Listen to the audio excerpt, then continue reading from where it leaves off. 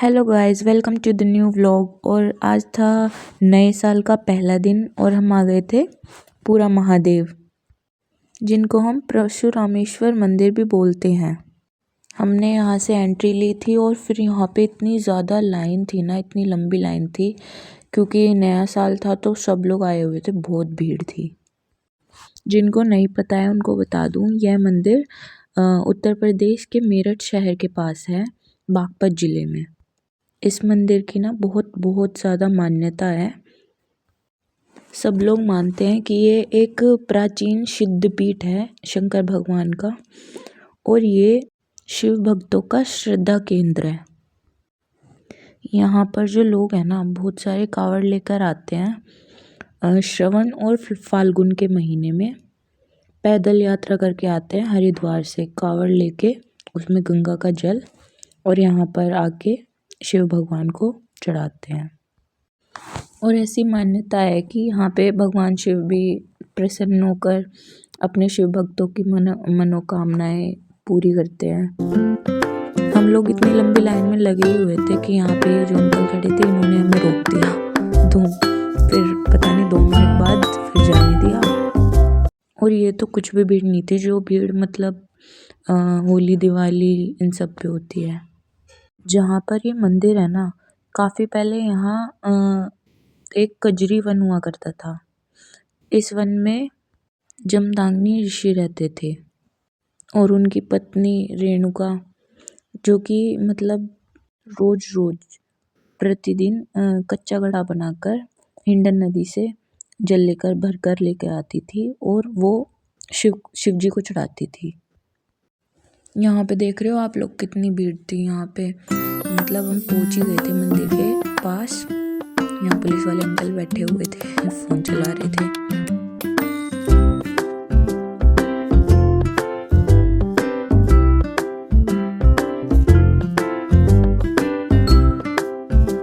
यहाँ पे ना बहुत भीड़ थी, मतलब लाइन चल ही नहीं रही थी इतने टाइम से, बहुत धीरे धीरे चल रही थी।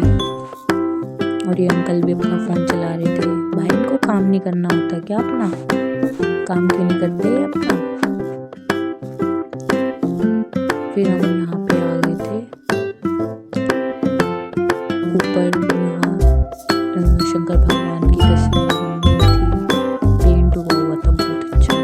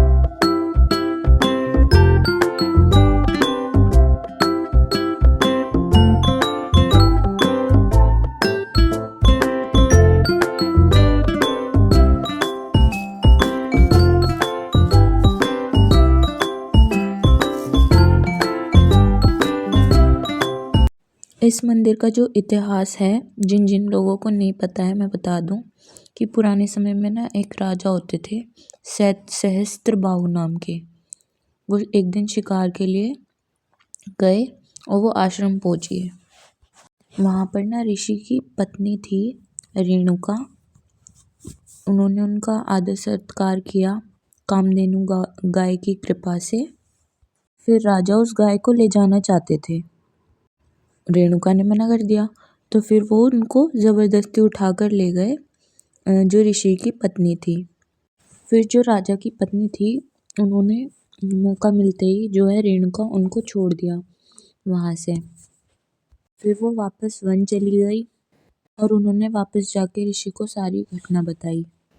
पर ऋषि ने उनको आश्रम से निकलने के लिए बोल दिया, क्योंकि वो एक रात किसी दूसरे राजा के यहाँ पर रह कर आई थी।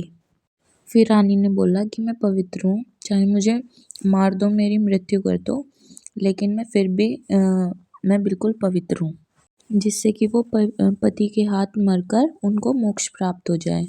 परंतु ऋषि ने आदेश दिया कि तुम यहाँ से चली जाओ। तब भी जब रेणुका नहीं मानी तो फिर ऋषि ने अपने 3 पुत्रों को आदेश दिया कि अपनी माता को मार दो, लेकिन उन्होंने भी मना कर दिया। फिर उनके जो चौथे पुत्र थे परशुराम, उनको आदेश दिया और उन्होंने अपनी माता को मार दिया अपने पिता की आज्ञा पे। बाद में परशुराम जी को पछतावा हुआ कि उन्होंने कोई गलती कर दी। फिर वो बाद में वहाँ पर शिवलिंग की स्थापना कर तपस्या करने लगे। उनकी तपस्या से प्रसन्न होकर आशुतोष भगवान शिव ने उन्हें प्रत्यक्ष दर्शन दिए और उनको वरदान मांगने को कहा।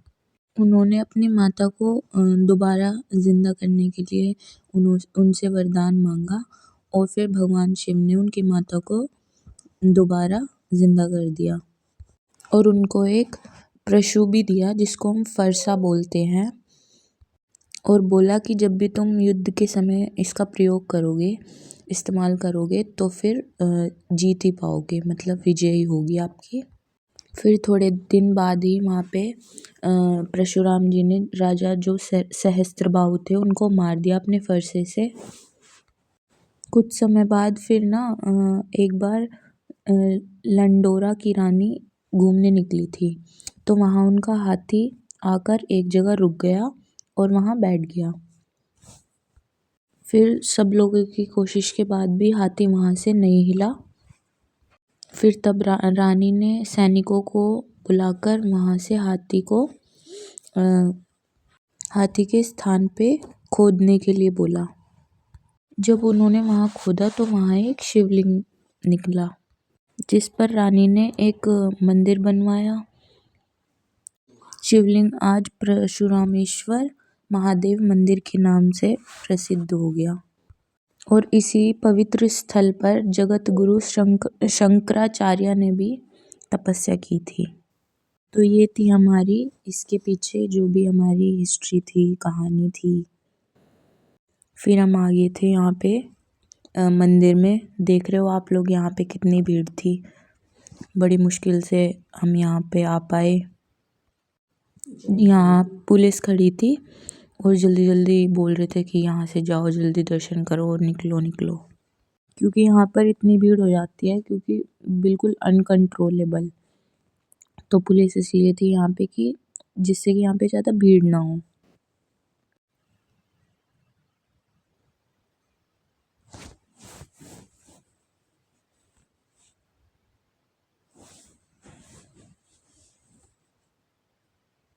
फिर हम लोगों ने यहाँ पे दर्शन किए सबने। हर हर महादेव बोल, परशुरामेश्वर महादेव की जय। फिर हम यहाँ से बाहर आ गए थे, ये बाहर आने वाला द्वार था और यहाँ पे हमने फिर दुर्गा माता का मंदिर भी था यहाँ पे देखा, श्री दुर्गा माता मंदिर। यहाँ पे माता रानी की इतनी सुंदर सुंदर सजी हुई थी ना माता रानी, इनकी ड्रेस इतनी सुंदर थी। फिर हमने यहाँ से एग्जिट किया।